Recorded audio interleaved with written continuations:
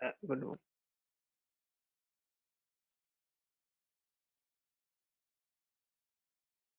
Good morning, sir. Good morning. Good morning, students. Good morning, sir. Good morning, sir. Okay, good morning, sir, to all. Today, we discuss a chemistry lab experiment.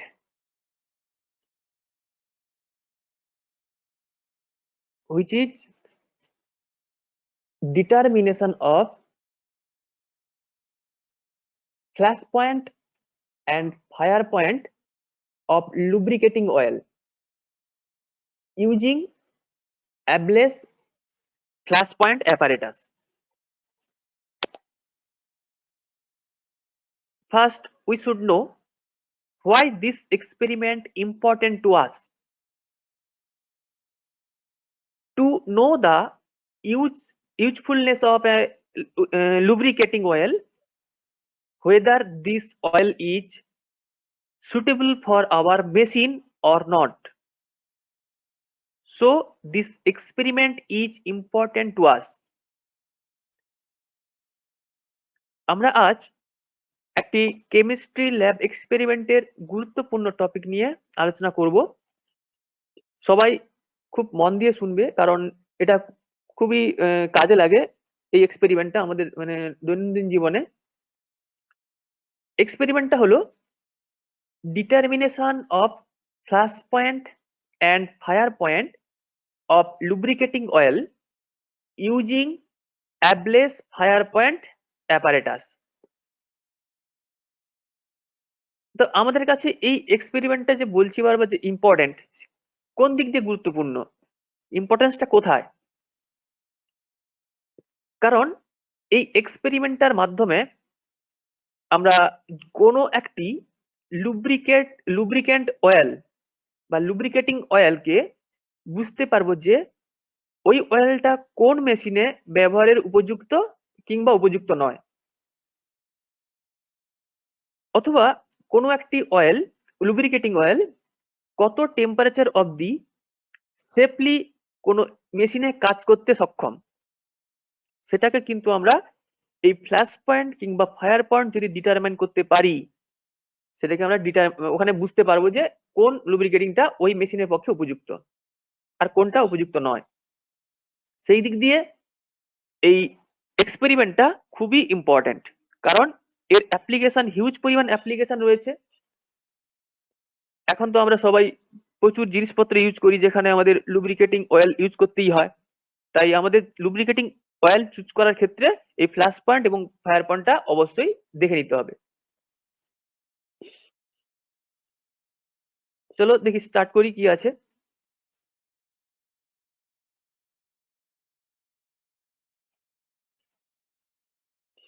Flash point and fire point. Flash point is a minimum temperature at which the lubricant oil gives enough vapors so that it is ignited for a moment. কোনো lubricating অয়েলের flash point হলো একটি সর্বনিম্ন temperature বা minimum temperature, যেখানে ওই lubricating অয়েলের ভেপারটা কোনো আগুনের সংস্পর্শ, যেটাকে বলা হয় ইগনাইটেড সোর্স, সংস্পর্শে এলে এক মুহূর্তের জন্য জ্বলে ওঠে।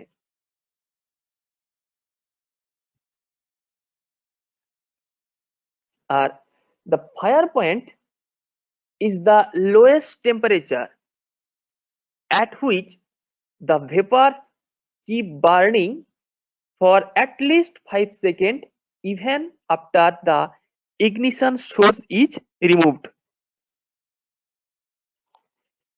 আমরা এই ফায়ার পয়েন্ট দেখলাম। ফায়ার পয়েন্ট বলতে কি বুঝি, যে একটি লুব্রিকেটিং অয়েলের একটা সর্বনিম্ন টেম্পারেচার বা মিনিমাম টেম্পারেচার, যার জন্য লুব্রিকেটিং অয়েল ভেপারটা মিনিমাম 5 সেকেন্ড ধরে জ্বলতে থাকবে। যদি এই জ্বলার জন্য যে আমার ইগনিশন সোর্সটা ছিল বা আগুনের উৎসটা ছিল সেটা যদি সরিয়েও নিই, সেক্ষেত্রেও কি হবে, একবার জ্বলে উঠলে ওটা মিনিমাম 5 সেকেন্ড ধরে জ্বলতে থাকবে। সেই টেম্পারেচারকে কি বলবো আমরা, যে বলুন স্যার। Fire point. হ্যালো, হ্যাঁ স্যার, এইটা আরেকবার বলুন, এই ফায়ার পয়েন্টটা। আচ্ছা, the fire point is the lowest temperature at which the vapors keep burning for at least 5 seconds even after the ignition source is removed। মানে কি, এই ফায়ার পয়েন্ট হলো কোনো একটা লুব্রিকেটিং অয়েলের একটা মিনিমাম টেম্পারেচার, যেই টেম্পারেচারে লুব্রিকেটিং অয়েলের ভেপারটা মিনিমাম 5 সেকেন্ড ধরে জ্বলতে থাকবে। যখন কি করব, এই আগুনটা জ্বলার জন্য যে সোর্সটা দিয়েছিলাম অথবা ইগনিশন সোর্সটা দিয়েছিলাম সেই আগুনটা যদি সরিয়েও নিই, সেক্ষেত্রেও কিন্তু 5 সেকেন্ড ধরে মিনিমাম জ্বলতে থাকবে। কি, ওই যে লুব্রিকেন্টটা নিয়েছি, লুব্রিকেটিং অয়েলটা, তার ভেপারটা, যে টেম্পারেচারটা আমরা ইন্ডিকেট করবে ওখানে থার্মোমিটারে, সেই টেম্পারেচারকে কি বলবো, ওই লুব্রিকেটিং অয়েলটা fire point. Clear? Okay sir. বলো। স্যার তাহলে ফায়ার পয়েন্ট আর ফ্ল্যাশ পয়েন্টের মধ্যে বেসিক ডিফারেন্সটা, মানে ফ্ল্যাশ আচ্ছা, ঠিক পয়েন্টটা আছে, ওয়ান মোমেন্টের জন্য। ভালো করে শুনে নাও, তারপরে বুঝতে পারবে। শুনে নাও, তখন যদি তোমার ক্লারিফাই থাকে তখন আমি বলছি। Okay, sir, আগে okay, শুনে নাও sir. ব্যাপারটা, বলছি কি, ঠিক আছে? তোমার যে কোশ্চেনটা আছে অবশ্যই এর মধ্যে আছে। This fire point is higher than flash point because at the flash point more vapor may not be produced fast enough, may not be produced fast enough to sustain combustion। Flash point দেখার সময় যে temperature থাকে সেই টেম্পারেচারের পরিমাণ মতো vapour তৈরি হয় না। ফায়ার পয়েন্ট সর্বদা কি হয়, ফ্ল্যাশ পয়েন্টের থেকে সবসময় বেশি হয়। Flash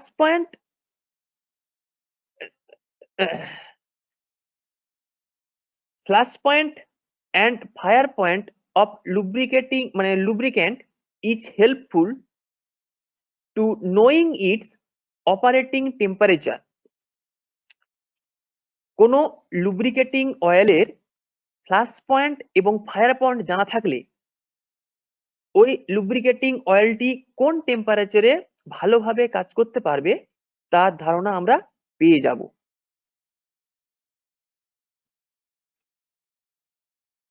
Flash point and fire point should always be higher than the operating temperature of the machine.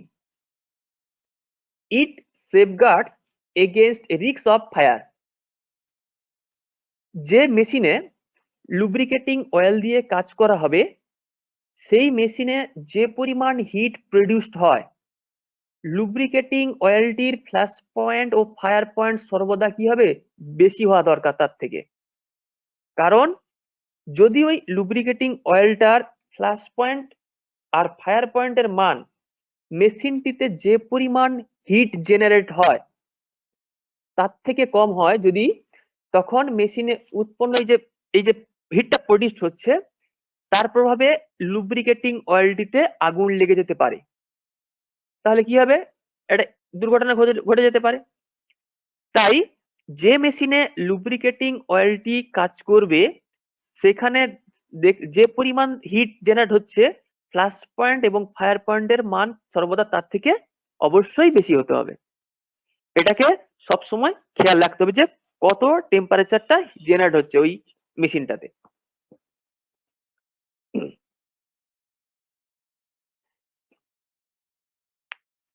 Fire point in most of the cases higher than flash point by 5 to 40 degree Celsius।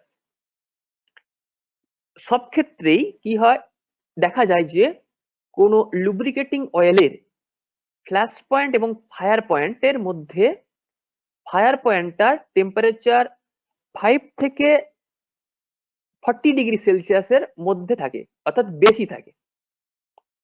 ঠিক আছে, কারণ কি, যখন আমরা এই flash point বলতে বুঝছি কি, ফ্ল্যাশ জাস্ট কোন একটা স্যাম্পেল, অর্থাৎ স্যাম্পেলের লুব্রিকেটিং অয়েলটাকে আমরা হিট করছি। হিট করতে করতে কি হচ্ছে, তাদের উপরের যে অংশ থেকে কি হচ্ছে, ভেপার তৈরি হচ্ছে। সেই ভেপারটা যখন কি করবে, কোনো একটা ইগনিশন সোর্স অর্থাৎ আগুনের সোর্সে আসবে, তখন কিন্তু এনাফ ভেপার তৈরি হয় না, কারণ টেম্পারেচারটা মিনিমাম। সেখানে কিছু পরিমাণ ভেপার তৈরি হয়, যেটা একবার দপ করে জ্বলে ওঠে নিভে যাওয়ার পক্ষে যথেষ্ট। তাহলে কি হবে, যে ভেপারটা তৈরি হলো, সেই ভেপারটা যখন কোনো একটা ইগনিশন সোর্সের অথবা আগুনের সোর্সের আসবে, সেক্ষেত্রে ওই ভেপারটা জ্বলে উঠেই দুপ করে নেমে যাবে, জাস্ট সেকেন্ডের ব্যাপার। কিন্তু ফায়ার পয়েন্টে কি হবে, ঠিক ওই ফ্ল্যাশ পয়েন্টের পর আরো যদি হিট করা হয়, তখন কি হবে, এক্সট্রা হিটের জন্য ভেপারটার পরিমাণ অনেকটা বেড়ে যাবে। তাহলে ভেপারটা যখন অনেকটা থাকবে, তার কনসেন্ট্রেশনও বেড়ে যাচ্ছে। তাই কনসেন্ট্রেশন বেড়ে গেলে কি হবে, ওই ভেপারটা জ্বলবে একটু বেশিক্ষণ ধরে। যখন কোনো ইগনিশন সোর্সের কন্ট্যাক্টে আসবে, তখন কি হবে, ওই ভেপারটা অনেকক্ষণ ধরে জ্বলতে থাকবে। সেটা মিনিমাম 5 সেকেন্ড হতেই হবে। তবে ওই যত ডিগ্রি টেম্পারেচার দেখতে পাচ্ছি, ওই টেম্পারেচারটাকেই কি বলবো, ওই লুব্রিকেটিং অয়েলের ফায়ার পয়েন্ট। তাই ফ্ল্যাশ পয়েন্ট এবং ফায়ার পয়েন্টের মধ্যে ফ্ল্যাশ পয়েন্ট সর্বদা কি হয়, কম হয়, আর ফায়ার পয়েন্টটা সবসময় যেন বেশি হয়। যে আমাকে জিজ্ঞেস করছিলে কোশ্চেনটা, তুমি কি বুঝতে পেরেছো? ইয়েস স্যার, বুঝতে পেরেছি। আচ্ছা, তো এই যে স্লাইডটা, এই স্লাইড থেকে কারো কিছু জানার আছে?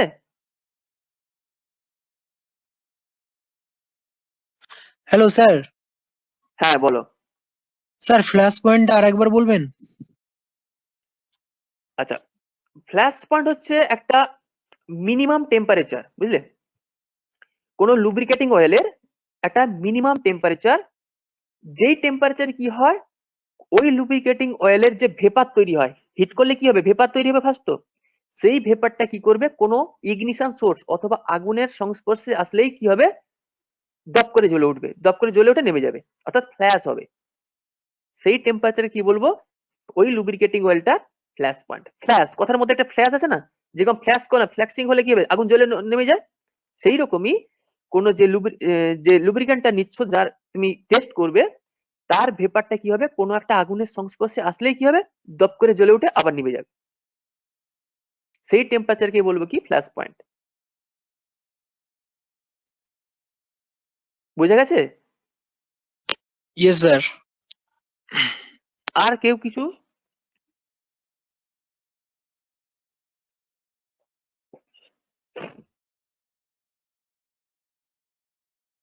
আচ্ছা, কি হচ্ছে, the flash point and fire point both are independent directly on the ignition source of temperature. The ignition temperature is so far higher than either the flash point or the fire point. Ignition source অর্থাৎ আগুনের যে উৎসটা, তার temperature flash point অথবা fire পয়েন্টের temperature উপর নির্ভর করে না। এই ইগনিশন সোর্সের টেম্পারেচার ফ্ল্যাশ পয়েন্ট অথবা ফায়ার পয়েন্টের উষ্ণতার থেকে অনেক বেশি হয়। কারণটা কি হলো, যে যখন আমরা কোনো যে ইনস্ট্রুমেন্টটা ইউজ করবো, এখানে ট্যাবলেট ফায়ার পয়েন্ট অ্যাপারেটাস, সেই ইনস্ট্রুমেন্টে যে ভেপারটা তৈরি হবে, সেখানে আমরা কি করছি, বাইরে থেকে কোনো একটা সোর্স দিচ্ছি। কিসের সোর্স? আগুনের সোর্স। সেই আগুনটা তো জ্বলে আছে, তাই না? ওই আগুনের সোর্স থেকে কি হবে, ভেপারটা আগুন লাগবে। তো সেক্ষেত্রে নিশ্চয়ই এই ফ্ল্যাশ পয়েন্ট আর ফায়ার পয়েন্ট যাই হোক না কেন, যে সোর্সটা দিচ্ছি, আগুনের সোর্স বা ইগনিশন সোর্সটা দিচ্ছি, তার টেম্পারেচার অবশ্যই বেশি হতে হবে, নাহলে কি করে আগুন ধরবে? আগুন তো ধরবেই না। এটা কি বোঝা গেল? Yes sir. Yes sir.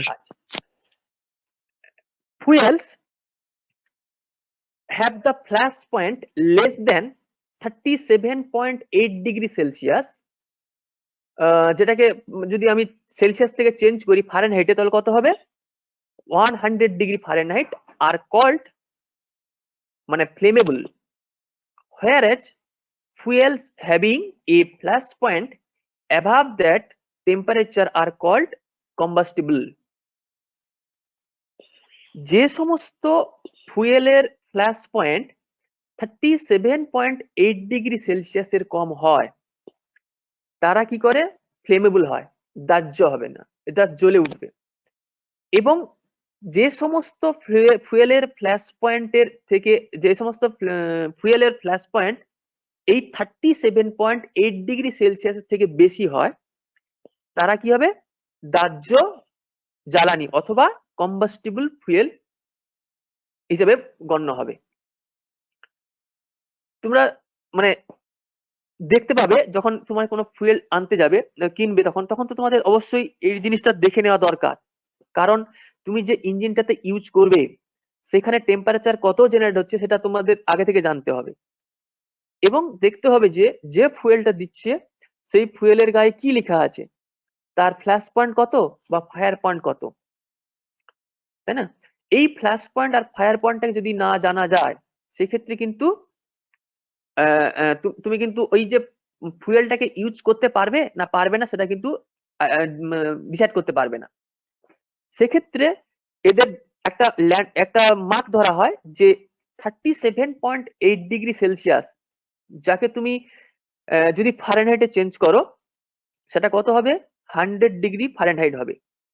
এই টেম্পারেচারটাকে একটা মার্ক ধরে নিয়ে যদি এগিয়ে যাও, এর থেকে যদি বেশি হয়, ঠিক আছে, এর থেকে যদি বেশি হয় তখন কি হবে? ওটা হচ্ছে কম্বাস্টিবল fuel.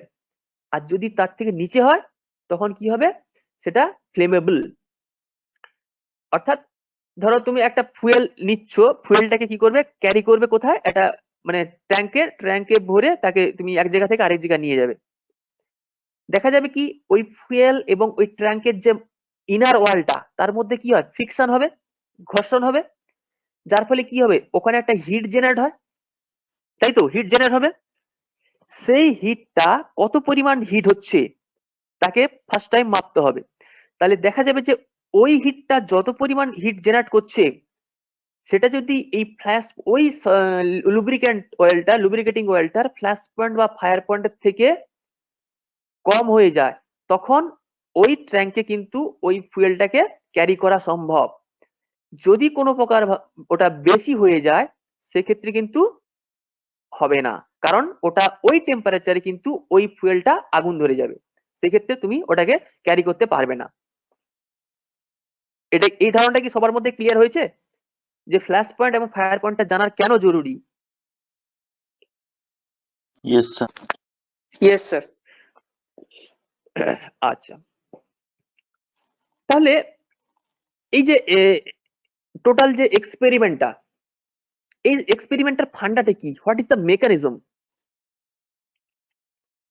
All liquid have a specific vapor pressure, which is a function of that liquid temperature. What is this vapor pressure? Vapor pressure is the pressure exerted by a vapor of gas in equilibrium with a liquid in a closed container at a temperature is called vapor pressure. As temperature increases, vapor pressure also increases. As vapor pressure increases, the concentration of the vapor of the lubricating oil also increases. A certain concentration of a flammable or combustible vapor is necessary to sustain combustion in air. The flash point is the lowest temperature at which there will be enough flammable vapor to induce ignition when an ignition source is applied. প্রত্যেক লিকুইডের একটি নির্দিষ্ট কি থাকবে? Vapour pressure থাকবে। এই vapour প্রেসারকে কি বলা হয়, বাংলায় কি বলা হচ্ছে যে বাষ্পচাপ। এই ভেপার প্রেসারটা যে লিকুইডের মাপা হবে সেই লিকুইডটার টেম্পারেচারের উপর ডিপেন্ডেন্ট। অর্থাৎ টেম্পারেচার যদি চেঞ্জ হয় সেই ভেপার প্রেসারও চেঞ্জ হবে। সেটা লিনিয়ার হতে পারে আবার অথবা ইনভার্সলি প্রপোর্শনাল হতেই পারে। ঠিক আছে, এটা সাধারণত এটা কি হয়, ভেপার প্রেসারের সঙ্গে এই টেম্পারেচারটা হচ্ছে লিনিয়ারলি প্রপোর্শনাল, অর্থাৎ ডাইরেক্টলি প্রপোর্শনাল। অর্থাৎ এটা বাড়লে এটা বাড়বে, এটা কমলে ওটা কমবে।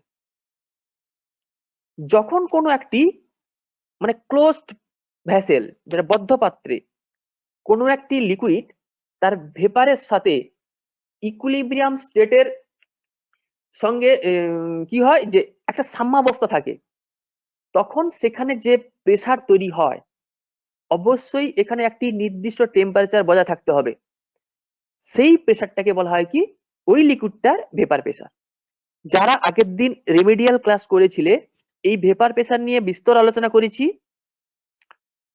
তো তাও একবার এটা বলে দিই যে এই যে ভেপার, আমরা একটা মানে জেনারেল এক্সাম্পল থেকে বলতেই পারি যে যদি একটা জলের বোতলে হাফ বোতল জল থাকে, সেটাকে আমরা সকালে যদি রেখে দিই, রাতের বেলা সকালে উঠে দেখতে পাবো যে ওই বোতলটা যেখানে জল নেই উপরের দিকে অংশটায় ভিতরে কি আছে, অনেক শিশিরের মতো জমে আছে, তাই না?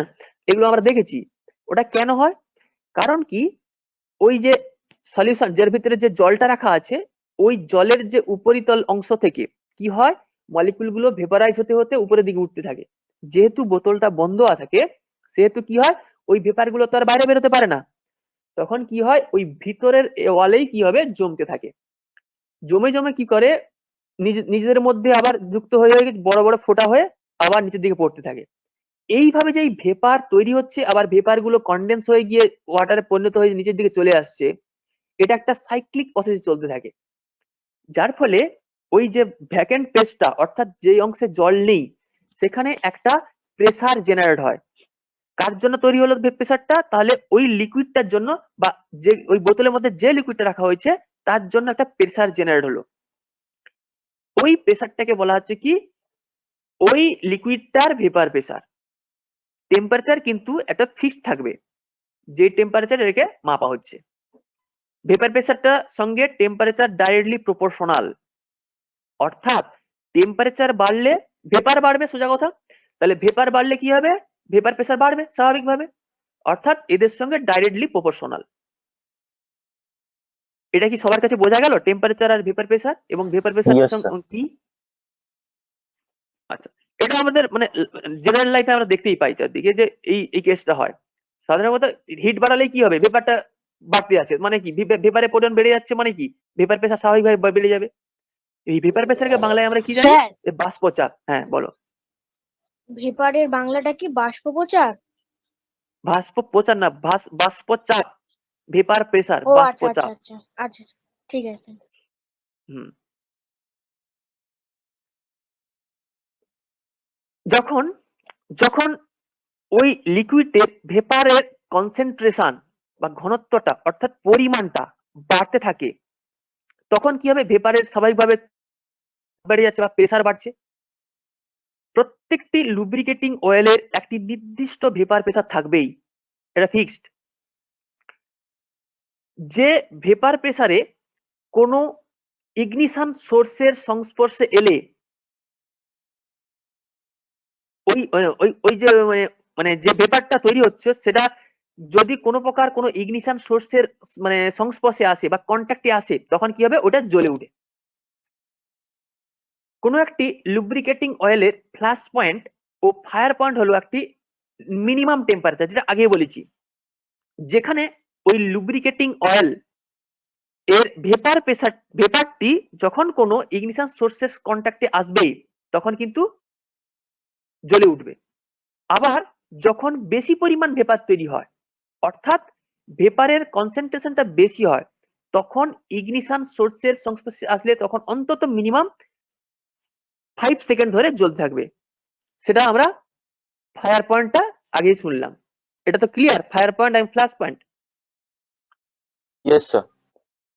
এবার দেখো যাও, কাজ করে না কেন?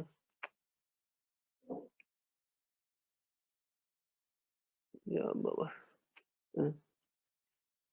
এবারে প্রিন্সিপালটি কি?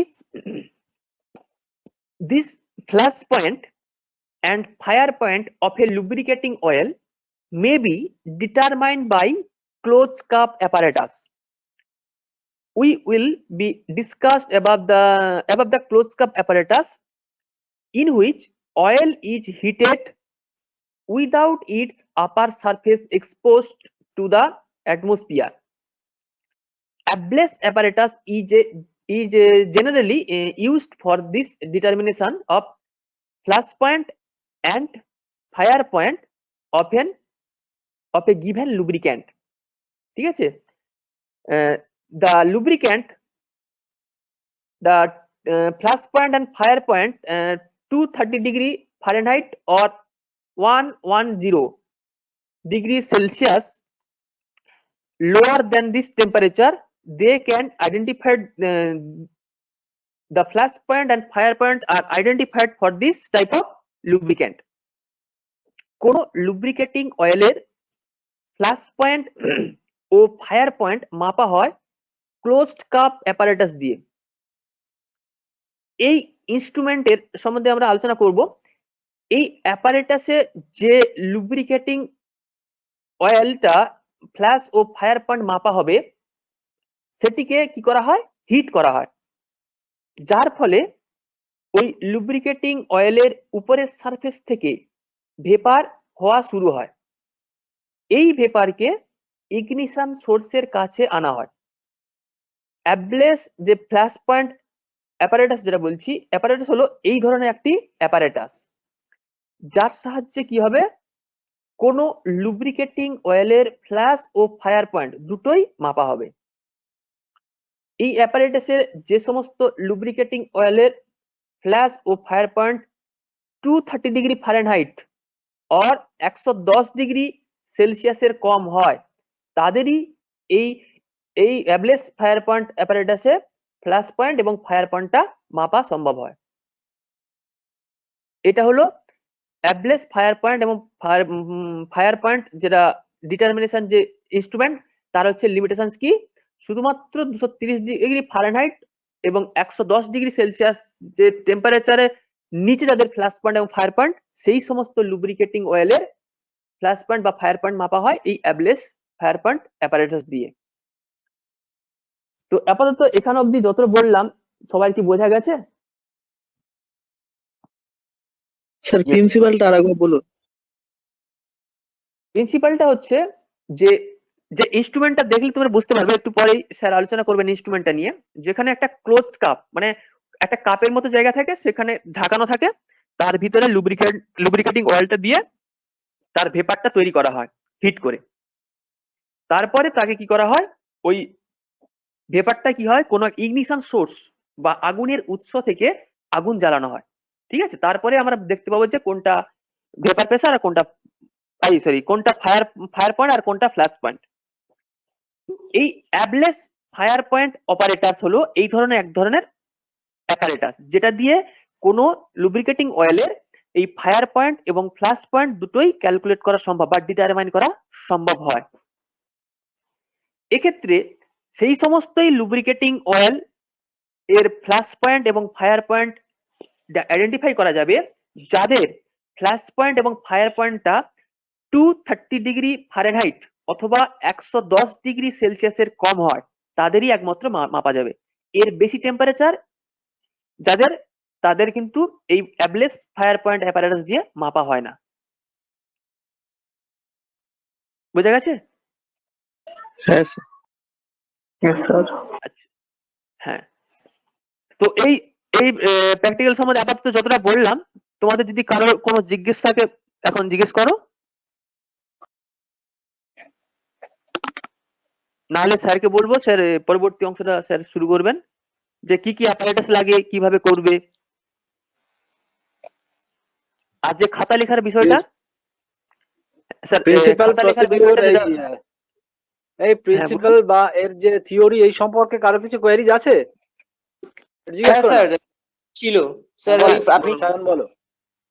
হ্যাঁ বলছি স্যার যে ওইটা মানে আমি তো আগের দিন নেটওয়ার্ক ইস্যুর জন্য ক্লাস করতে পারিনি, তো আপনি ওই প্রজেক্টটা সম্বন্ধে বলেছেন কিভাবে মানে প্র্যাকটিক্যাল খাতায় লিখতে হবে বা কিছু, সেগুলো আমি দেখছিলাম যে পিপিটি তে রয়েছে, তো পিপিটি থেকে লেখাগুলো কি আচ্ছা, লিখতে হবে?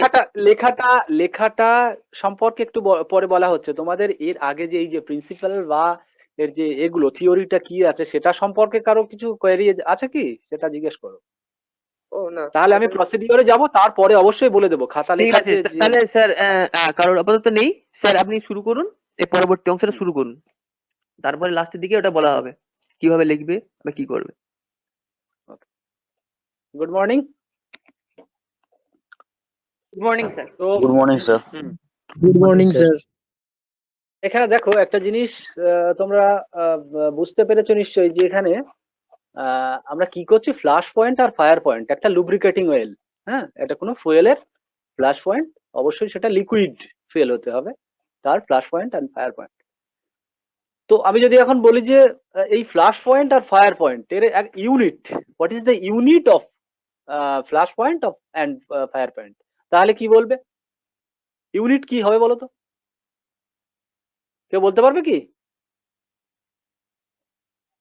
স্যার যে কোনো একটা ডিগ্রি ইউনিট তো আমরা ফারেনহাইট। মাপবো।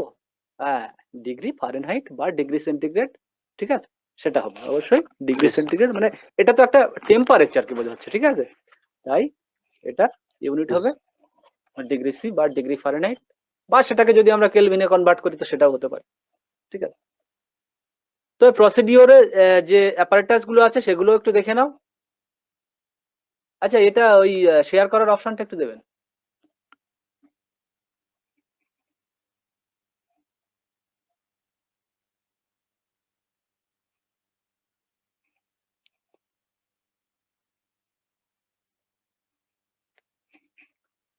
এই অ্যাপারেটাসটার নাম হচ্ছে এবেলস ফ্ল্যাশ পয়েন্ট অ্যাপারেটাস, ঠিক আছে। এখানে তোমরা সামনে থেকে যেটা দেখতে পাচ্ছ, দেখো দুটো থার্মোমিটার দেওয়া আছে, উপরের থেকে দুটো সেট করা আছে, ডান দিকে আছে একটা, এটা হচ্ছে টেম্পারেচার কন্ট্রোলার, ঠিক আছে। আমরা কতটা হিট জেনারেট করব, বাইরে থেকে একটু হিট জেনারেট করতে হয়, করে ওটাকে তো মানে একটু হিট করতে হবে, তারপর আমরা এগুলো অবজারভেশন গুলো পরপর পেতে থাকবো। তো আমাদের তাহলে প্রথম লাগছে কি, একটা অ্যাপারেটাস, এর সঙ্গে অবশ্যই নেব fuel sample, liquid fuel sample. Fuel আমরা কিন্তু সলিডের হয় না, এটা কোনো লিকুইড ফুয়েলের বা লুব্রিকেটিং অয়েলের ফ্ল্যাশ পয়েন্ট ফায়ার পয়েন্ট হয়, আমরা সেরকম কোনো স্যাম্পল নিচ্ছি, যে কোনো একটা স্যাম্পল নিয়ে নেব। আর লাগবে আমাদের থার্মোমিটার, একটা ওয়াটার কন্টেনার, মানে এখানে ওয়াটার, এই ওয়াটারটা কি ডিস্টিল ওয়াটার না হলেও চলবে, আমরা ট্যাপ ওয়াটার বা কোনো একটা ওয়াটার কোথায় লাগাচ্ছি সেটা মেশিনে যখন আমরা অপারেট করতে যাচ্ছি সেই সময় দেখবো। আর লাগবে একটা ব্লটিং পেপার। ব্লটিং পেপারটা কখন লাগে না, এই থার্মোমিটারটাকে ওই মেশিনে সেট করার সময় বা ওটাকে একটু ভিতরে একটা কাপ থাকে, সেটাকে ভালো করে ইম্পিউরিটিসটাকে ক্লিয়ার করে নেওয়ার জন্য, ভালো করে মোছার জন্য এই ব্লটিং পেপারটা লাগে। যখন কোনো আলাদা ফুয়েল স্যাম্পল থাকবে তখন আমরা একটার সঙ্গে আরেকটা যাতে না মিশে যায়, ঠিক আছে, এই জন্য আমরা কি করি, চেঞ্জ করার সময় একটা ফুয়েল থেকে আরেকটা ফুয়েলে যখন আমরা মেজার করতে যাব তখন ওইটাকে ক্লিয়ার করে নিতে হয়, ব্লটিং পেপার তখনই দরকার হয়। এখানে তো আমরা ওয়াশ করতে পারবো না জল দিয়ে, তখন অয়েল আছে, ঠিক আছে, টোটালি ওটা ক্লিয়ার করা যায় না, ওই জন্য পেপার দিয়ে সুন্দর করে মুছে নিতে হয়। এখানে দেখো ইনার ভিউ অফ, হ্যাঁ বলো। স্যার অ্যাবেলস ফ্ল্যাশ পয়েন্ট অ্যাপারেটাসে তো অলরেডি দুটো থার্মোমিটার আছে, এছাড়াও আমার এক্সট্রা আরো একটা থার্মোমিটার লাগবে? না, এক্সট্রা না, এটা হচ্ছে ওই ওখানে সেট করার জন্যই জিনিসগুলো, ঠিক আছে, ওটা তো ওইভাবে থাকে ও না, আচ্ছা আমাদের খুলে রেডি করে রাখতে হয় ওগুলো, ঠিক আছে, যখন করা হয় তখন ওইগুলো সব ওকে সেট ওকে করতে হয়, ওর সঙ্গে সেটিং থাকে না ওটা, ঠিক আছে। আচ্ছা, এখানে দেখো ইনার ভিউটা এখানে দেখানো হয়েছে, কিরকম কি কি আছে, কি কি পার্ট আছে না, উপরের দিকে দেখো একটা স্টিয়ারার আছে। স্টিয়ারার মানে এই যে পার্টটা একটা, এটা কাপের মতো, এর মধ্যে হচ্ছে লুব্রিকেটিং অয়েলটা থাকবে। তো স্টিয়ারার দিয়ে আমরা কি করব, স্টিয়ার করব, মানে ওর মধ্যে যে লুব্রিক্যান্ট অয়েল বা ফুয়েল যেটা নিচ্ছি, লিকুইড ফুয়েলটা, সেটা কন্টিনিউ হিট করার সঙ্গে সঙ্গে কিন্তু আমাদের ওটাকে টোটালি মানে ইউনিফর্মলি যাতে হিটটা ওর মধ্যে ছড়াতে পারে, যাতে করে যখন ওখানে ভেপার মানে প্রডিউস হবে তখন কিন্তু মানে টোটাল টেম্পারেচারটা যেন মানে ইউনিফর্মলি চারদিকে ছড়াতে পারে ওই লুব্রিকেটিং অয়েলটার মধ্যে। তো তাই কি করতে হয়, স্টিয়ারার দিয়ে, দেখো বাম দিকের উপরের দিকে ছোট্ট করে লেখা আছে, দেখতে পাচ্ছ তো সবাই? Yes sir. ওটা দিয়ে কি করতে হয়, একটু ওরকম হাত দিয়ে এরকম ছোট ছোট করে নাড়তে থাকলে টোটালটা মানে ইউনিফর্ম হয়ে যাবে। ঠিক আছে, আচ্ছা এরপরে দেখো থার্মোমিটারটা সেট করা আছে, তার পাশে আছে শাটার বলে একটা জিনিস লেখা আছে, দেখো শাটার।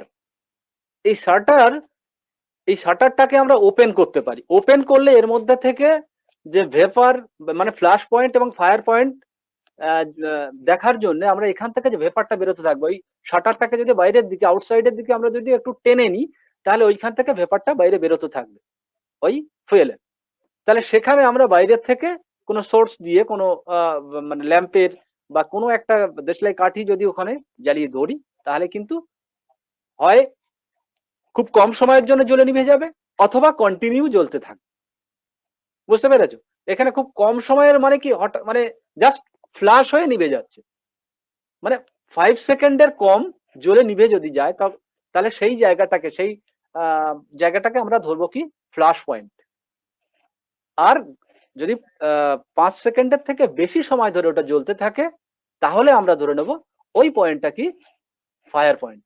ঠিক আছে, তাহলে শাটার দিয়ে আমরা কি করব, এই জায়গাটা ওপেন করব যেখান থেকে ভেপারটা বাইরে বেরোতে পারে, ফুয়েলের ভেপারটা বাইরে বেরোতে পারে।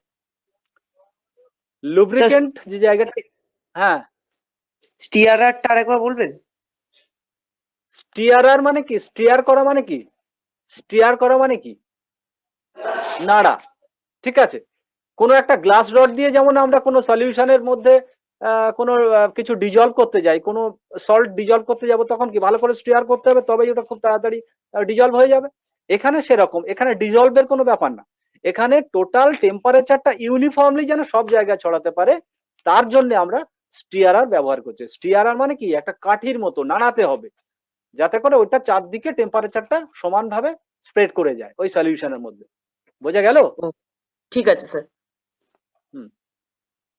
তো এরপরে লুব্রিকেন্ট যে জায়গাটা আছে, দেখো এইটা একটা কাপের মতো, ঠিক আছে, এর মধ্যে আমরা লুব্রিকেন্টটা নেব একটা নির্দিষ্ট অ্যামাউন্টের, আমরা ধরো 50 ml বা 100 ml এরকম লুব্রিকেন্ট আমরা এর মধ্যে নিয়ে নেব। বাম দিকে আছে ফানেল, এই যে বাম দিকে ফানেল যেটা লেখা আছে এইটার মধ্যে দিয়ে কিন্তু আমরা ওয়াটার অ্যাড করব। ঠিক আছে, তার কারণ এটা ওয়াটার বাথ, ওয়াটারটাকে গরম করা হয় এবং সেটার গরম হতে থাকলে তার যে হিট জেনারেট করবে সেই হিটে কিন্তু ওই লুব্রিকেটিং অয়েলটা গরম হতে থাকবে এবং তারপরে তার থেকে ভেপার হতে। আচ্ছা,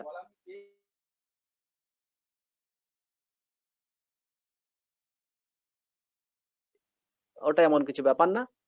আচ্ছা, নিচের দিকে দেখো হিটার পার্ট আছে, একদম নিচের দিকে এই জায়গায় আলাদা করে কোনো হিটার পার্ট একটা লাগানো থাকে, একদম টোটাল একটা ফুল প্যাকেজ সিস্টেম থাকে ওটা। ঠিক আছে, একদম বাইরে থেকে এগুলো দেখতে পাবে না। আচ্ছা, ডান দিকে দেখো এখানে শাটার ডিভাইস যেটা ওই উপরে বলছিলাম শাটার, এখানে কি থাকে, এই শাটারটাকে আমরা টানলে এখানে যে গ্যাপ, এই ছোট গ্যাপ তৈরি হয়, এটাকে বন্ধ করলে গ্যাপটা বন্ধ হয়ে যাবে যাতে করে ফ্লেমটা আমরা ওখানে দেখতে পারি, মানে বাইরে থেকে সোর্স দিয়ে ওখানে হিট এই ইগনিশন করে আমরা ওখানে দেখবো ওটা জ্বলছে কি জ্বলছে না সেটা দেখার জন্য। এটাকে প্রত্যেক 2 মিনিট অন্তর অন্তর আমাদের চেক করে নিতে হয়। ঠিক আছে, আচ্ছা প্রসিডিওর কি এখানে দেখো, এবার একটু বড় করে দেখানো হয়েছে অ্যাপারেটাসটার আপার পোর্শনটা। এখানে যা বললাম দেখো, ওই ডান দিকে একটা ফানেল মতো দেখতে পাচ্ছি, ওখান দিয়ে আমরা ওয়াটার অ্যাড করব। ঠিক আছে, তাহলে মিডল পার্ট যেটা বড় কন্টেনার সেই জায়গাটা ধীরে ধীরে ওয়াটারে ভর্তি করে দেওয়া হবে।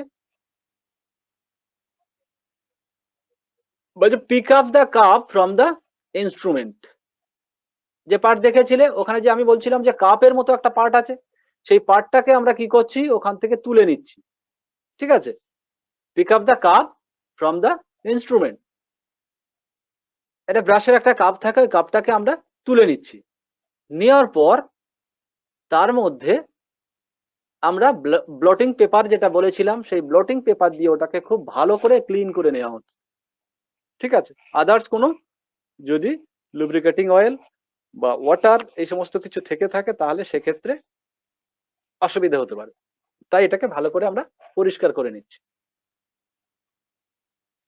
নেওয়ার পর pour the lubricating oil into the cup। তাহলে এবার আমরা কি করছি, এটা ক্লিন করার পর ওই কাপের মধ্যে আমরা পরিমাণ মতো কি নিয়ে নিলাম, লুব্রিকেটিং অয়েল, যার ফ্ল্যাশ পয়েন্ট ফায়ার পয়েন্ট আমরা মেজার করব সেটা নিয়ে নিলাম। নেওয়ার পর আমরা কি করব, pour the lubricating oil into the cup up to the mark inside the cup। ওর মধ্যে একটা মার্ক করা থাকে কাপের মধ্যে, সেই মার্ক করা পর্যন্ত আমরা ঢেলে নিলাম। নেওয়ার পর এবার ওটাকে আমরা সেট করলাম। কিভাবে, set the cup in the instrument properly. এভাবে আমরা সাবধানে ওই কাপটাকে কি করলাম, ওই মেশিনের উপরে সেট করে দিলাম।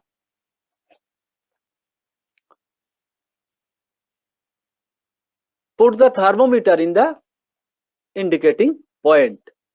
এখানে দেখো দুটো জায়গা আছে থার্মোমিটার দেওয়ার, ঠিক যেখানে দেখতে পাচ্ছ এখানে একটা থার্মোমিটার দিচ্ছি, এইটা কার টেম্পারেচার শো করতে পারবে, দেখো ঠিক এটা কাপের মধ্যেই দেওয়া হচ্ছে, যার মধ্যে লুব্রিকেন্ট নেওয়া হয়েছে তার মধ্যে কিন্তু এটা দেওয়া হচ্ছে। তাহলে এটা ওই লুব্রিকেন্টের টেম্পারেচার কত বাড়ছে সেটা শো করবে।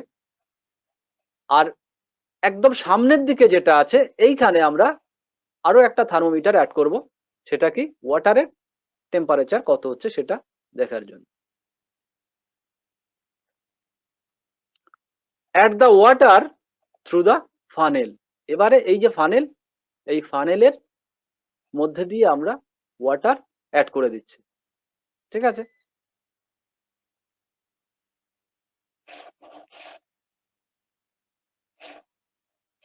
আচ্ছা সবাই শুনতে পাচ্ছ কি?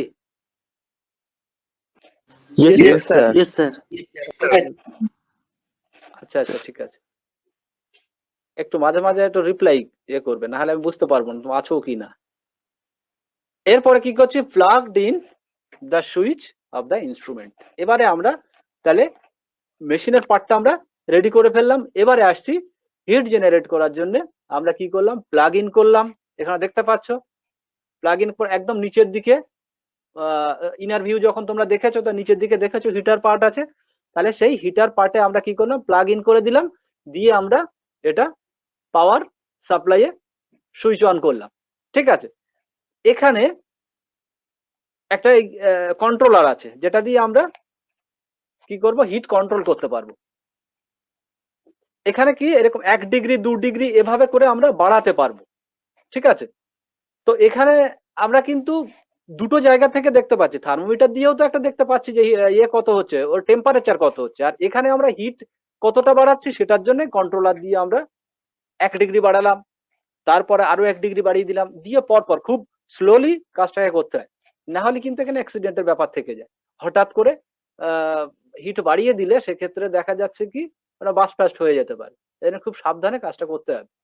তাহলে আমরা এবার এখান থেকে হিট কন্ট্রোল করে ধীরে ধীরে এবারে আমরা দেখতে থাকবো। ঠিক আছে, এরপর আমরা কি করছি, take the temperature reading from the thermometer at a regular time travel interval. তার মানে কি, আমরা নির্দিষ্ট সময় অন্তর কি করব, তুমি ধরে নাও যে 2 মিনিট অন্তর অন্তর আমি চেক আপে থাকবো, যে 1 ডিগ্রি সেন্টিগ্রেড বাড়লো বা 2 ডিগ্রি সেন্টিগ্রেড বাড়লো, একবার ওখানে ফ্ল্যাশ পয়েন্টে আমরা সোর্স দিয়ে মানে কোনো ইগনিশন সোর্স দিয়ে আমরা দেখছি ওটা ফ্ল্যাশ আসছে কিনা। ঠিক আছে, এভাবে কন্টিনিউ কিন্তু তোমাকে চেক করতে থাকতে হবে। একটা সময় দেখছো কি তোমার ওই ফ্ল্যাশটা হতে শুরু করলো, তাহলে তখন তোমাকে ওইটা নোট ডাউন করতে হবে। তাহলে কি করতে হচ্ছে না, take the temperature reading from the thermometer at a regular time interval. In a regular interval, we have to observe the flash when lubricant vapor contact with flame. তাহলে আমরা বাইরে থেকে যখন এই ফ্লেমের সোর্স দিচ্ছি তাহলে ওখানে আমরা দেখতে পাবো যে ফ্লাশ কত ডিগ্রি সেন্টিগ্রেডে হচ্ছে, সেটা আমরা দেখে নিচ্ছি। ওই থার্মোমিটার আমরা দেখে নিচ্ছি কত ডিগ্রি সেন্টিগ্রেডে ও ফ্লাশ হচ্ছে। ঠিক আছে, দেখার পর আবার একটু ওয়েট করতে হবে। করার পর আমরা কি দেখতে পাবো, ধরো যে ফ্ল্যাশ পয়েন্টটা এখানে কোন টেম্পারেচারটা বেশি হবে, ফ্ল্যাশ পয়েন্ট আর ফায়ার পয়েন্ট এর মধ্যে কোনটার টেম্পারেচার বেশি হবে, মানে কোন ইউনিটটা বেশি হবে? Fire point. অবশ্যই ফায়ার পয়েন্টের ইউনিটটা বেশি হবে, ফায়ার পয়েন্ট এর টেম্পারেচারটা বেশি হবে। তাহলে এভাবেই কিন্তু আমরা ফ্ল্যাশ পয়েন্ট কততে হলো এবং ফায়ার পয়েন্ট কততে আসছে সেটা কিন্তু একটা নির্দিষ্ট গ্যাপে আমরা দেখে নিতে পারছি। ঠিক আছে, তো এক্ষেত্রে আমাদের অবজারভেশনটা কেমন হবে, রেজাল্ট আমরা কিভাবে লিখবো না, এক্সপেরিমেন্ট আমাদের একবার করে এ করলে হবে না, এটাতেও অ্যাটলিস্ট তোমার 3টে রিডিং নিতেই হয়। ঠিক আছে, তো সেক্ষেত্রে আমরা কি দেখছি না, এক্সপেরিমেন্ট নাম্বার 1-এ আমরা কি দেখলাম না, যখন ফ্ল্যাশ পয়েন্ট 53, ফায়ার পয়েন্ট কত 92, এটা অনেকটাই গ্যাপে আছে। ঠিক আছে,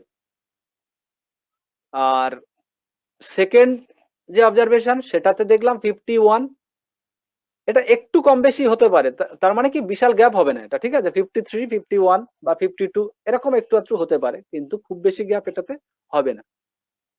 হলে জানবে যদি এরকম হয়ে যায়, কখনো 53 এলো ফ্ল্যাশ পয়েন্ট, তার পরের বার তুমি দেখছো যে সেখানে আবার 60 হয়ে গেছে, তার মানে কি ওটার মধ্যে আলাদা কোনো লুব্রিকেন্টের কিন্তু কন্টামিনেশন হয়েছে, মিশে গেছে, যার জন্য কিন্তু বা ওই লুব্রিকেন্টটা কিন্তু পিওর নয়, ওর মধ্যে আলাদা কিছু মেশানো আছে, যার জন্য কিন্তু আমরা একই পাচ্ছি না।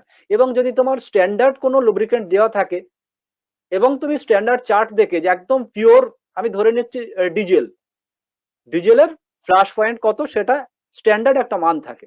এবারে আমরা কোনো ডিজেলকে নিয়ে টেস্ট করতে যাচ্ছি, গিয়ে দেখলাম এখানে কত 50 ডিগ্রি, কিন্তু আমরা বাজার থেকে কেনার পর সেটাতে দেখলাম কত হচ্ছে না, সেটা 55 ডিগ্রি বা 60 ডিগ্রি, তার মানে কি সেটার মধ্যে কোনো ইম্পিউরিটিস মিশে আছে, যার জন্য কিন্তু ফ্ল্যাশ পয়েন্টের পার্থক্য হয়ে যাচ্ছে। ঠিক আছে, এভাবে কিন্তু আমরা ফ্ল্যাশ পয়েন্ট এবং ফায়ার পয়েন্ট চেক করতে পারবো। বোঝা গেছে কি কিভাবে আমরা করব? তাহলে অ্যাটলিস্ট কিন্তু আমাদের কভার করতে হবে 3বার কিন্তু আমাদের এই টেস্টটা করে নিতে হবে। কিরকম মনে হচ্ছে, খুব ইজি না খুব চাপের জিনিস? করতে পারবে তো সবাই? একটু ইজি আছে অন্যান্যগুলোর থেকে। খুবই ইজি আছে, খুবই ইজি আছে, ছোট ইনস্ট্রুমেন্ট। ঠিক আছে, এটা একটু সাবধানে থাকতে হবে। কি দেখো, যখন আমরা এই হিট জেনারেট করছি তখন কিন্তু ডাইরেক্ট স্যাম্পলের মধ্যে বা লুব্রিকেন্ট অয়েলে কিন্তু আমরা হিট দিচ্ছি না, এর আরো একটা অ্যাপারেটাস আছে যেটা হচ্ছে Pensky Martens flash point fire point, সেটাতে কিন্তু ডাইরেক্ট হিট দেওয়া হয়, সেটাতে আলাদা করে তার প্রিকশনস নিতে হয়। এর ক্ষেত্রে আমরা কি করছি, এটাতে একটু রিস্ক কম হয়। কেন না, এটা আমরা কিন্তু হিট করছি ওয়াটারে, সেই ওয়াটার বাথে গিয়ে কিন্তু তারপরে লুব্রিকেন্টটা হিট হচ্ছে, তাই এখানে কিন্তু রিস্কটা খুব বেশি না, এটা খুব ভালোভাবেই করা যেতে পারে। ঠিক আছে, আচ্ছা সবাই কি এটা বুঝতে পারলে? করতে পারবে তো? অফলাইনে যখন হবে সবাইকেই কিন্তু এটা হাতে করতে হবে। এইবার একটা মেশিনে তো হয়তো 10 জনের টিম বা 15 জনের করে একটা টিম, এভাবে গিয়ে করতে হবে, তাদের রেজাল্ট সেইভাবে লিখতে হবে। ঠিক আছে, তো এইভাবে কিন্তু আমরা ফ্ল্যাশ পয়েন্ট এক্সপেরিমেন্টটা খুবই সোজা। হ্যাঁ, এক্সপেরিমেন্টটা খুবই সোজা। স্যার হ্যাঁ, বলছি স্যার, কখন মানে ফায়ার হচ্ছে কি করে বুঝবো? বাইরে থেকে তো মানে হিট দেওয়া হলো না। বাইরে থেকে না, আমি দেখো স্যার যে ইনস্ট্রুমেন্টটা দেখালেন না, দেখেছো তো যেখানে যেখানে কি শাটার টানতে হচ্ছে বললেন স্যার, যে হ্যাঁ, শাটার স্যার, টানছে হ্যাঁ। সেখানে কি হচ্ছে, ভেপারটা বেরিয়ে আসবে, তাই না? এই যে এইভাবে হচ্ছে, এই এই জায়গাটা শাটারটা টানলে তোমাদের দেখাচ্ছি, দাঁড়াও। এই যে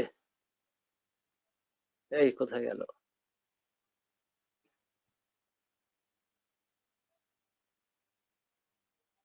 এইখানে দেখো, এইটা দেখতে পাচ্ছ? এখানে একটা শাটার আছে, দেখো ওই শাটার লেখা আছে, ওটাকে টানলেই ওটা মুখটা আলগা হয়ে যায়, সঙ্গে সঙ্গে কি হয় ওটা বেরিয়ে আসে, এটা ভেপারটা বেরিয়ে আসে। আর ওইখানে কি করতে হবে, দেশলাই দিয়ে বলো বা কোনো একটা আগুনের সোর্স দিয়ে ওখানে ধরলে যদি দপ করে জ্বলে উঠে নেমে যায় তাহলে বুঝতে হবে কি ওইটাই হচ্ছে ফ্ল্যাশ পয়েন্ট। আর যদি ওটা যদি আমার মিনিমাম 5 সেকেন্ড ধরে জ্বলতে থাকে, যদি আমি ওটা যেখানে আমি আগুনটা দিয়ে সেটা সরিয়ে নেওয়ার পরে যদি 5 সেকেন্ড জ্বলতে থাকে তাহলে বুঝতে হবে যে ওই টেম্পারেচারটাই হচ্ছে fire point.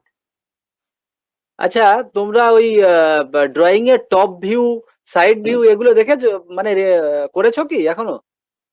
Yes sir yes sir জানি মোটামুটি।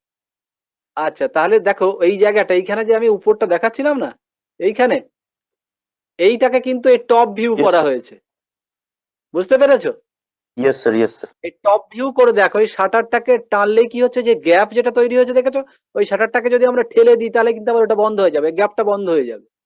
ঠিক আছে, এই গ্যাপটা, এই যে আমরা শাটার টানছি কেন না, এখান থেকে যে ভেপার তৈরি হচ্ছে কার, লুব্রিকেন্টে, যার ফ্ল্যাশ পয়েন্ট আমরা মাপতে যাচ্ছি, সেটার ভেপারটা কিন্তু এই গ্যাপ দিয়ে কিন্তু বাইরে বেরোতে থাকবে। ছোট্ট একটা গ্যাপ করে নিলাম টেনে শাটারটা, এবার ওখান থেকে গ্যাপ যখন হয়ে গেল বাইরে, এবার যে ওই যে বাষ্পচাপ, ভেপার প্রেসার যেটা, ওই তার জন্য কি একটু বাইরে বেরিয়ে আসবে, আর তখনই ওখান থেকে আমরা বাইরে থেকে একটা সোর্স দিচ্ছি, কোনো একটা দেশলাই কাঠি জ্বালিয়ে দিলাম বা কোনো লাইটার দিয়ে ওখানে ইয়ে করলাম, ফ্ল্যাশ করলাম, তাহলে কি হবে, যদি ওখান থেকে ভেপারটা আসে ফ্ল্যাশ পয়েন্টে পৌঁছায়, তাহলে কিন্তু ওখানে কি হবে, দপ করে একটু জ্বলে উঠবে।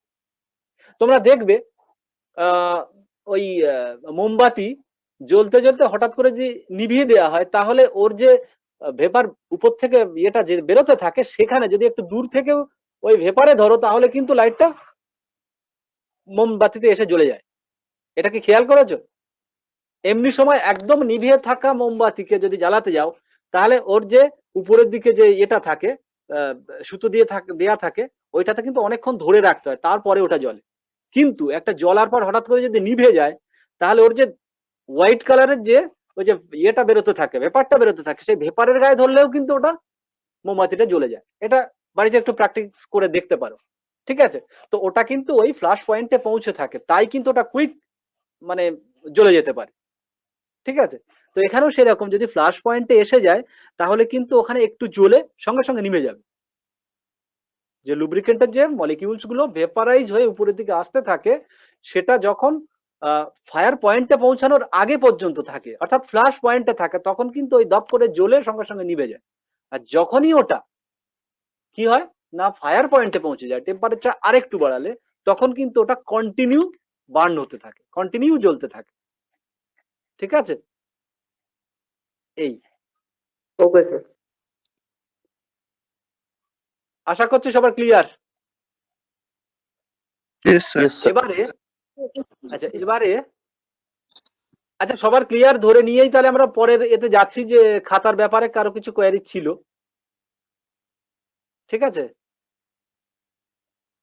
Yes sir. বলো এবার কে কি বলছিল একটু বলো তো।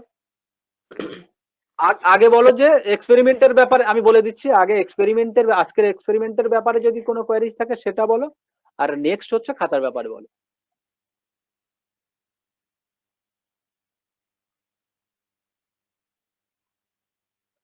ঠিক আছে, এক্সপেরিমেন্টের ব্যাপারে কোয়ারিজ নেই, এবার খাতার ব্যাপারে কেউ কিছু জিজ্ঞেস করছিল, বল।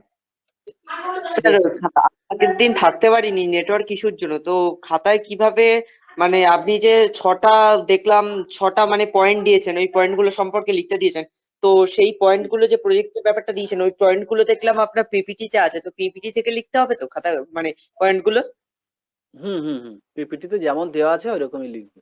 ঠিক আছে, আচ্ছা, আর লিখতে গিয়ে কোথাও যদি বুঝতে অসুবিধা হয়, শুধু লেখাটা লিখবে না। ঠিক আছে, যেহেতু এক্সপেরিমেন্টটা করা হয়ে গেছে, লেখার সময় কিন্তু নিজেরা একটু ওটাকে মানে ক্লিয়ার করে নিয়ে তবেই লিখবে। আমি এটাই বলছি যে তোমরা শুধু লেখার মতো লিখবে না, একটা ছবি দেখে দেখে ছবি আঁকলাম সেটা নয়, কিন্তু লেখার সঙ্গে সঙ্গে তুমি করেছো সেটা, হ্যাঁ, বুঝে বুঝে লিখবে। ঠিক আছে, আচ্ছা, সেক্ষেত্রে যদি অসুবিধা হয় তাহলে জিজ্ঞেস করবে। যে আঁকাগুলো আছে ওই আঁকাগুলো আঁকতে হবে?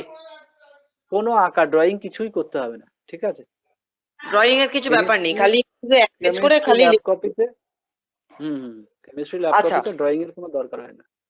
আচ্ছা, আর ফার্স্ট পৃষ্ঠাটা ফাঁকা দিয়ে বাকি সেকেন্ড পৃষ্ঠা থেকে লিখতে হবে, তাই তো? সেকেন্ড পৃষ্ঠা থেকে মানে কি, প্রথম ল্যাব কপি কিনেছো কি? প্র্যাকটিক্যাল যেমন কিনেছি। হ্যাঁ, ওটার প্রথমে একটা পেজে দেখবে এ আছে, ওই তোমার ইন্ডেক্স আছে, ইন্ডেক্সের মধ্যে ডেট লেখার জায়গায় এক্সপেরিমেন্ট সিরিয়াল নাম্বার এগুলো আছে, ঠিক আছে? তো সেইগুলো একটু মেনটেন করবে, আচ্ছা স্যার, ঠিক ঠিক আছে। আছে?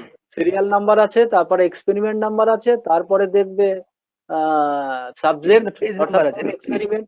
এক্সপেরিমেন্ট হ্যাঁ। ডেসক্রিপশন আছে,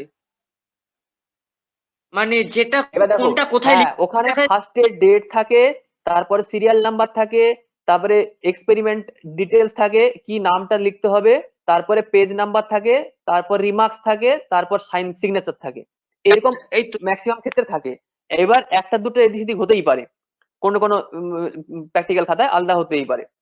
কিন্তু তোমাদের Okay, মনে রাখতে হবে যে সমস্ত স্যার যে লিস্টটা দিয়েছেন সেই লিস্ট হুম। অনুযায়ী ইন্ডেক্স, অর্থাৎ যে এই যে ফরম্যাটটা বললাম এটা হচ্ছে ইন্ডেক্স। এই ইন্ডেক্সে আমরা যেদিন যেদিন যে ল্যাবটা করিয়েছি সেই ডেট দেবে, তারপরে ইন্ডেক্স তার পেজ নাম্বার দেবে, তারপরে নামটা লিখবে, নাম লিখবে, এবং হচ্ছে সিগনেচার জায়গা ফাঁকা থাকবে। সেটা যখন অফলাইন হবে তখন আমরা ওটাকে সাইন করব, দেখে কোনটা ঠিক আছে কি ঠিক নেই কারেকশন করে সাইন করা হবে। এবার স্যার Okay, যেটা sir. বললেন যে প্রত্যেকটা ল্যাবের এক্সপেরিমেন্টের কি হবে, থিওরিটা আগে লিখবে, থিওরিটা লিখবে, তারপরের পেজে কি হবে, রেজাল্ট। কোনো ড্রয়িং এর কোনো প্রয়োজন নেই, শুধুমাত্র রুল টানা যেই দিকটা আছে সেই দিকটাতে লিখবে, সাদা পেজে কোনো কিছু লিখবে না। আচ্ছা, ক্লিয়ার? ঠিক আছে, সাদা পেজে ঠিক লিখবে আছে। না, যেদিকে রুল টানা আছে সেই দিকেই লিখবে, এবং আচ্ছা, থিওরি লেখার পরে ঠিক পরের পেজে লিখবে রেজাল্টটা। রেজাল্টটা কি হবে সেটা লিখলে সেখানেই কমপ্লিট সেই এক্সপেরিমেন্টটা। তারপরে এক্সপেরিমেন্ট আবার পরের পেজ থেকে শুরু হবে। ঠিক আছে এক্সপেরিমেন্ট স্যার। লেখার সময় প্রত্যেকটা স্যার এক্সপেরিমেন্টের মাথায় একদম হেডিং দেবে কি এক্সপেরিমেন্টটা কি। সেইখানে একটা জায়গা আছে দেখবে ডেট এবং পেজ নাম্বার দেওয়া জায়গা আছে, সেখানে দিয়ে দেবে, ডেটও দেবে আর পেজ নাম্বারও দেবে। ঠিক আছে স্যার। ব্যাস, স্যার আচ্ছা, খুব এইরকমই বেশি হলে close বেশি system। হলে দুটো পেজ নাম্বার 1 2 কালি এরকম ভাবে ব্যবহার দেখাবো তো। মানে ধরুন আর ফার্স্ট পেজ এক্সপেরিমেন্ট লেখার সময় যেহেতু ফার্স্ট পেজটা লিখছি, তো সেহেতু পেজ নাম্বার 1 2 এইভাবে দিয়ে পড়বো তো। হ্যাঁ, তোমরা আগে এক কাজ করবে, টোটাল পেজ নাম্বারটা না খাতায় দিয়ে দেবে, তাহলে সুবিধা হবে কি না, কত পেজ থেকে কত পেজ পর্যন্ত, ধরো 4 পেজ আর 5 পেজ, 4 থেকে 5 পেজ পর্যন্ত একটা এক্সপেরিমেন্ট করেছে, তাহলে সেখানে পেজ নাম্বারটা 4 to 5 এভাবে লিখতে পারবে। ওই জন্য পেজ নাম্বারটা আগে বসিয়ে নেবে, ঠিক আছে? যতগুলো পেজ আছে সেই পেজ নাম্বারটা আগে খাতাতে রেডি করে নেবে। আপনি যে বললেন যে ওই যেখানে আপনার serial number, experiment description, experiment date, এইসব সাবমিশন ডেট দেওয়া আছে, তো সেইখানে তো আপনার আপনি যেদিন এই এক্সপেরিমেন্টটা করিয়েছেন সেই ডেটটা দেবো, কিন্তু আমি যে পৃষ্ঠায় লিখতে গেলে মানে আপনার এক্সপেরিমেন্টটা লিখছি সেইখানে যে আপনি বললেন ডেট আর পেজ নম্বরটা দেবো, তো পেজ নম্বর তো বুঝতে পারবো, ডেটটা কি দেবো, মানে যেই ডেটা আমি মানে এইগুলো যে ডেটে করেছো সেই ডেটই দেবে। ওই মানে একই date। এক্সপেরিমেন্ট ইন্ডেক্স যেদিন হচ্ছে করা গিয়ে দেখো, ইন্ডেক্সটা কি, ইন্ডেক্সটা হচ্ছে তুমি ভিতরে যে সমস্ত এক্সপেরিমেন্ট গুলো লিখছো, কি কি এক্সপেরিমেন্ট আছে সেগুলোর হচ্ছে একটা শর্ট ভার্সন, সামনে দেখলেই বুঝতে পারবে যে আমি যে এই ল্যাব কপির ভিতরে এই এই এক্সপেরিমেন্ট গুলো আছে, ঠিক আছে? Okay, সেই এক্সপেরিমেন্ট গুলোর সম্বন্ধে ফার্স্ট পেজে যে ইন্ডেক্স বললাম বা সূচিপত্র যেটা, তার মধ্যেই লেখা থাকবে, এবং প্রত্যেকটা ল্যাব হচ্ছে ভিতরের পেজে গুলোতে লেখা থাকবে। ওকে স্যার, ঠিক আছে স্যার স্যার আর দুটো কালি ব্যবহার করবে বেশি, এই যে লাল নীল তারপরে ইয়েলো এই সমস্ত একদম স্কেচ পেন টেন কিছু ব্যবহার করবে না, ঠিক আছে? Black আর ব্ল্যাক blue। আর ব্লু বল পেন এটাই ইউজ করলেই হবে, এর থেকে বেশি একদম কালারফুল কিছু করতে যাবে না, ঠিক আছে? ঠিক আছে। স্যার কানিলা হ্যালো স্যার স্যার। কিছু একটা বলছিলেন? হ্যাঁ স্যার, বলছিলাম যে স্যার আপনি বললেন যে যেই ডেটে যেইটা হচ্ছে সেই ডেটটা লিখতে হবে। স্যার আমি তো অ্যাকচুয়ালি মানে আমি তো এইরকম আমি এখনো অব্দি একটাই ল্যাব কপি লিখেছি, ওটা হচ্ছে পিএইচটা, ওটা প্রায় 1 সপ্তাহ হয়ে গেল লিখেছি। ওটা তো আমি যেই দিন লিখছি ওই দিনকার ডেটটা দিয়েছি, আপনারা যেদিন লেখাবেন ওই দিনকার ডেটটা লিখতে হবে, মানে করাবেন যেই দিন সেই দিন। অ্যাকচুয়ালি কি হয়, আমরা তো যেদিন ধরো তুমি প্র্যাকটিক্যাল ল্যাবে আজকে এলে, আজকের ডেটটাই তো আজকে যে ল্যাবটা হলো সেই ডেটটাই লিখবে, তাই না? তুমি যদি ধরো আজকের ডেট, পরের দিনে যে ল্যাবটা আছে সেই দিন তুমি সাবমিট করবে, আজকের ডেট দিয়ে লিখলে পরের দিন যে ল্যাবটা আছে সেই দিনই সাবমিট করে দিলে খাতাটা। তুমি যদি পরের দিন না সাবমিট করে তার পরের দিন দাও, তাহলে কি তার পরের দিনে ডেট লিখবে? নিশ্চয়ই নয়। যেদিনই ল্যাবটা হয়েছে সেই দিনের ডেটটা দিয়ে রাখবে। এবার যেদিন তুমি সাবমিট করবে সেটা কোনো ব্যাপার না, সেদিন সেই স্যার সেই বা ম্যাম সেটা তার মতো সাইন করে দেবেন। কি বললাম, বুঝলে?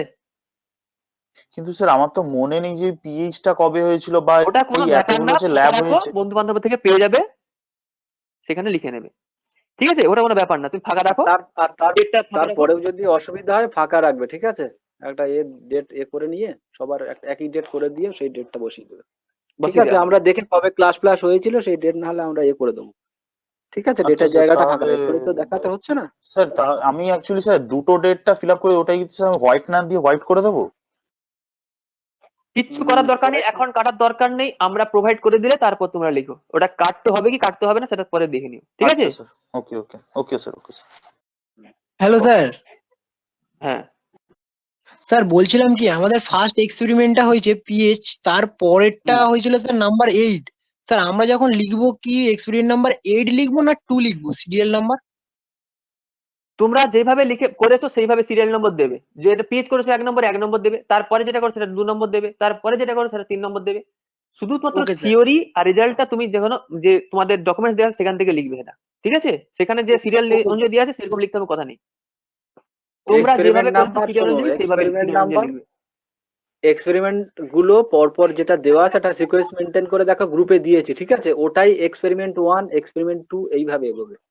হ্যাঁ, স্যার তো অলরেডি তোমাদের লিস্টও দিয়ে দিয়েছেন কবে কোন স্যার এক্সপেরিমেন্ট তাহলে তো পর serial number experiment number same হয়ে গেল, মানে সিরিয়াল নাম্বার 1 2 3 4 এক্সপেরিমেন্ট নাম্বার 1 2 3 4, এটা কোনো প্রবলেম নেই হতে তো? পারে, কোনো অসুবিধা নেই, হতেই পারে, কোনো অসুবিধা নেই, ঠিক আছে?